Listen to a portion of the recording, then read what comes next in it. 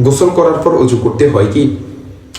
গোসলের শুরুতে অজু করা সুন্নাত। গোসলের মাধ্যমে যেহেতু অজু হয়ে যায়, তাই গোসলের পর অজু ভঙ্গের কারণ পাওয়া না গেলে নতুন করে অজু করতে হবে না। উম্মুল মুমিনিন আয়েশা সিদ্দিকা রাদিয়াল্লাহু তাআলা আনহা হতে বর্ণিত, তিনি বলেন, আল্লাহ রাসূল সাল্লাল্লাহু আলাইহি ওয়াসাল্লাম গোসলের পরে নতুন করে অজু করতেন না।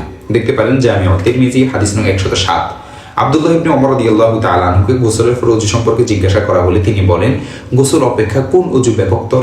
দেখতে পারেন মুসান্নিফ ইবনে আবি শাইবা হাদিস নং 748। এছাড়াও সমাজের বহু মানুষকে দেখা যায় গোসলের শেষে আবার নতুন করে ফুল অজু করেন।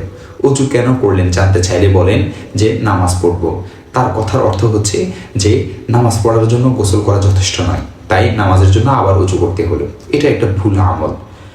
এই কথা জেনে রাখা দরকার যে গোসল করার পর অজু করার কোনো বিধান নেই। ফরজ গোসল হলে কুলি করা ও নাকে পানি দেওয়া ফরজ এবং পরিপূর্ণ অজু করে নেওয়া সুন্নত, যা গোসলেরই অংশ। আর গোসল ফরজ না হলে কুলি করা ও নাকে পানি দেওয়া সুন্নত এবং পরিপূর্ণ অজু করা মুস্তাহাব। তাই যথাযথভাবে গোসল করার পর নতুন করে আবার অজু করা ঠিক নয়। দেখতে পারেন সহিহ বুখারী হাদিস নং 248, উমদাতুল কারি 3 নং খণ্ড 86 নং পৃষ্ঠা, আল বাহরুর রাইক 1 নং খণ্ড 94 নং পৃষ্ঠা, আদ-দুরুল মুখতার 1 নং খণ্ড 323 নং পৃষ্ঠা।